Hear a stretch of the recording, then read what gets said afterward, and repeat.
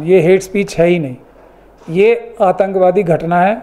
जो आतंकवाद के संगठन हैं बड़े बड़े, खास तौर पे आरएसएस, और जो बजरंग दल, विश्व हिंदू परिषद, अब जो ये बात कही है कि इकोनॉमिक बाइकआउट करने की, ये धारा 15 का यूएपीए का अपराध है। ये लोग सिर्फ भड़काऊ भाषण नहीं दे रहे हैं, ये हेट स्पीच नहीं दे रहे हैं, ये स्पीच दे रहे हैं और उसके बाद अमल कर रहे हैं खुद जाकर। यहाँ पे जो अपराधी प्रवृत्ति के लोग थे वो अब आतंकवादी बन रहे हैं आरएसएस और बीजेपी के साथ मिलकर।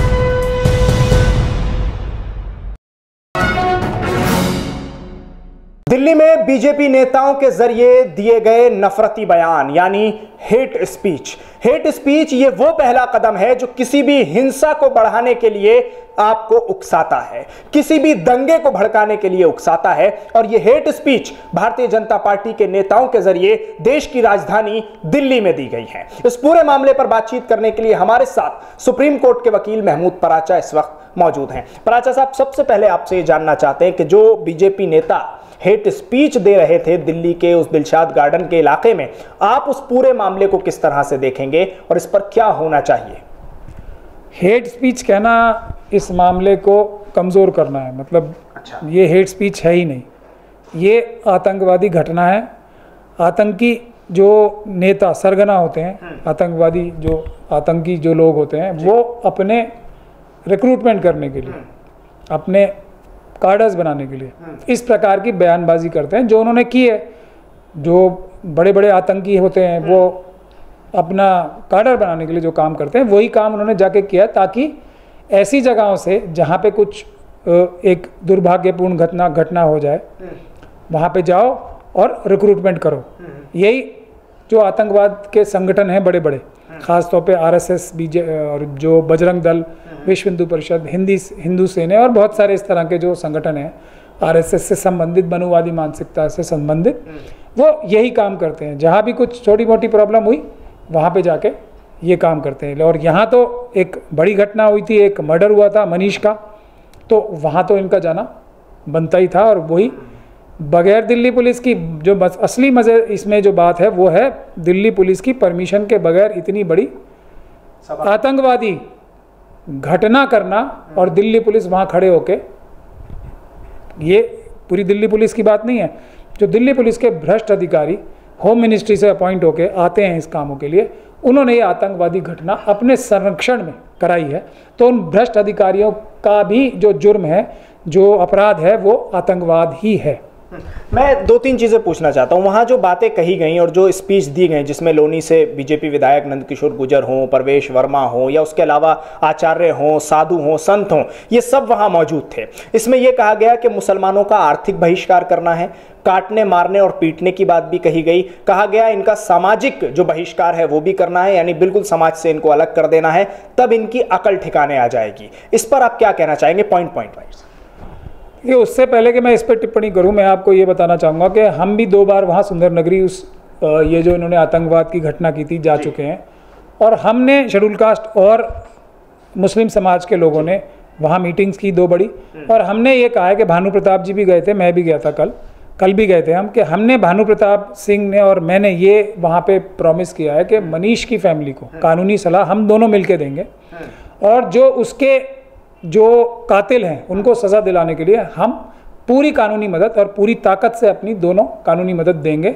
हमारी नज़र में जो जालिम है, हम जालिम के खिलाफ खड़े होने वाले हैं। हम ये नहीं देखते कि कौन किस मज़हब का है, कौन किस कास्ट का है। जो जुल्म करेगा हम उसके खिलाफ खड़े होंगे। पहले तो मैं आपको ये बता दूं, तो हम जो वो आग लगा के वहाँ पे आए थे उसको शांत करने का काम, लॉ एंड ऑर्डर मेंटेन करने का काम जो कि पुलिस का था, वो हम लोग कर रहे हैं वहाँ पे। एक बात तो हो गई है। अब जो ये बात कही है कि इकोनॉमिक बाइकआउट करने की, ये धारा 15 का यूएपीए का अपराध है, यानी कि टेररिज्म। किसी ने कहा कि किसी का आर्थिक बहिष्कार करना है, यानी उसका इकोनॉमिक बाइकआउट करना है पूरी कम्युनिटी का, तो आप कह रहे हैं यूएपीए लगेगा उन पर? यूएपीए लगेगा, धारा 15 लगेगी यूएपीए की, सेक्शन 15। किसी को मार काटने की बात करते हैं तब भी सेक्शन 15 लगती है। ये आतंकवाद की जो डेफिनेशन है, जो आतंक की डेफिनेशन है, टेररिस्ट एक्ट की जो डेफिनेशन है यूएपीए की, मैं आपके दर्शकों से भी कहता हूँ वो जाके पढ़ लेंगे। और इससे एक खास सेक्शन के मन में जो डर पैदा होता है वो भी एक आतंकवाद का ही अपराध है। तो ये सारा आतंकवाद का अपराध हुआ है। लेकिन इसमें एक काम बहुत ही इंटरेस्टिंग हुआ है वहाँ पे। आपने प्रवेश वर्मा साहब का नाम लिया जी। इससे तो ये नज़र आता है कि भारतीय जनता पार्टी की ऑफिशियल पॉलिसी ये है। उनके member of parliament, senior member of parliament जाके ये बात कह रहे हैं। तो उनकी एक ऑफिशियल जो बात नूपुर शर्मा के बयान के टाइम पे मैं कह रहा था कि ये उनकी ऑफिशियल लाइन है। नूपुर शर्मा जी ने भी कहा था कि प्रधानमंत्री जी ने और होम मिनिस्टर और जो जेपी नड्डा साहब उनके बीजेपी प्रेसिडेंट है वो उनके साथ खड़े हैं इस काम में। तो प्रवेश वर्मा जी को भी इन्हीं लोगों ने ये बात कह के भिजवाई है बीजेपी की हाईकमांड ने। एक बात तो ये समझ। लेकिन जो हम लोगों के लिए एक इंटरेस्टिंग काम इसमें ये हुआ है कि आपको शायद मालूम है या नहीं है, वहाँ पे नंद किशोर गुर्जर जो हैं, जो लोनी से बीजेपी के विधायक दोबारा चुन के आए, जब दिल्ली में जो मनुवादियों ने मुस्लिम कम्युनिटी की महिलाओं के ऊपर जो हमले किए थे 2020 में, उसमें भी हमारे ऑफिस में जो बहुत सारे क्लाइंट्स हैं उन्होंने नंद किशोर गुर्जर जी के ऊपर एक जो कंप्लेंट की हुई थी वो यही थी कि वो अपने हज़ारों समर्थकों के साथ आए, उन्होंने बम चलाए उनके समर्थकों ने, और उन्होंने बम चलाए, उन्होंने गोलियां चलाई, उन्होंने लोगों के घर बम लगा के उड़ाए, लूट मार की। ये एलिगेशन हमारे यहाँ से कई जो हमारे क्लाइंट्स थे उन्होंने लगाए। पुलिस ने उनकी एफआईआर दर्ज नहीं की। कानून जो कोर्ट में 156(3) के जरिए से हम लोग उन मुकदमों को लड़ रहे हैं। तो नंद किशोर गुर्जर साहब ने इकबालिया बयान दिया वहाँ पे पब्लिक के सामने, और ये कहा कि जब वो दिल्ली के दंगे हुए थे तो हम 2500 लोग लेके आए थे। ये बयान है, ये बयान है उनका। कहीं तो मैं आपको चला के दिखा दूं। इकबाल जुर्म हो गया, इकबाल जुर्म कर लिया। तो ये एक इसमें बहुत इंटरेस्टिंग घटना हुई है। हम जितने भी हमारे 156(3) के केसेस चल रहे थे अभी तक, तो हमारे पास जो दूसरे सबूत थे जो आंखों देखी बात कर रहे थे, लेकिन अब उन्होंने इकबाल जुर्म ही कर लिया है। तो हमारे उन केसेस में अब हमारी बात एकदम बहुत ज़्यादा मजबूती आ जाएगी, बल्कि अब इनको सज़ा दिलवाने का काम बहुत ही आसान हो जाएगा। और वो भी आतंकवादी घटनाएं थी। तो बीजेपी के जो एमपी और एमएलएज हैं वो आतंकवाद की घटनाओं में एमपी एमएलए बनने के बाद भी शामिल हैं। साध्वी प्रज्ञान सिंह ठाकुर तो एमपी बनने से पहले शामिल थी, जिसके उनके ऊपर केस चल रहा है।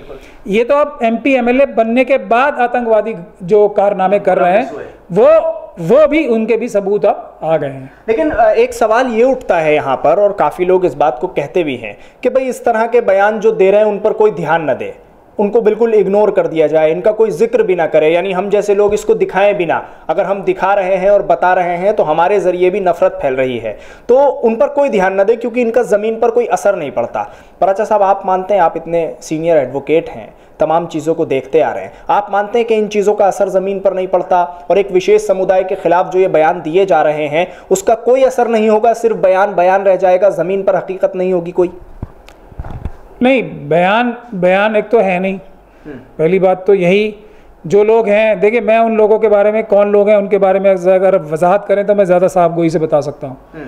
क्योंकि मेरी समझ में जो भी मनुवादी मानसिकता का व्यक्ति होगा, जो मुल्क का गद्दार होगा, बेईमान होगा और ज़मीर फरोश होगा, बेईमान होगा, वही इस तरह की बातें कर सकता है। नहीं, ज़मीन पर असर होता है इस तरह के नफरती बयानों का या नहीं?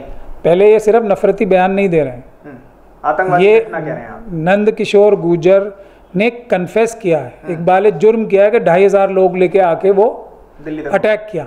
कपिल मिश्रा के खिलाफ भी इसी प्रकार के जो बयानात हैं जिसकी हम अदालतों में पैरवी कर रहे हैं कि वो दिल्ली पुलिस के डीसीपी सूर्या के साथ वहाँ गया और उसने हमले किए, गोलियां चलाई, सिर्फ भड़काऊ भाषण नहीं दिया। तो एक तो इस बात में फ़र्क समझने की ज़रूरत है। ये लोग सिर्फ भड़काऊ भाषण नहीं दे रहे हैं, ये हेट स्पीच नहीं दे रहे हैं, ये स्पीच दे रहे हैं और उसके बाद अमल कर रहे हैं खुद जाके। एक बात तो ये होगी। लेकिन हेट स्पीच जो है, जिसको आप हेट स्पीच कह रहे हैं, ये आतंकवादी घटनाओं की एक शुरुआत होती है, वो कॉन्स्पिरेसी का हिस्सा होती है।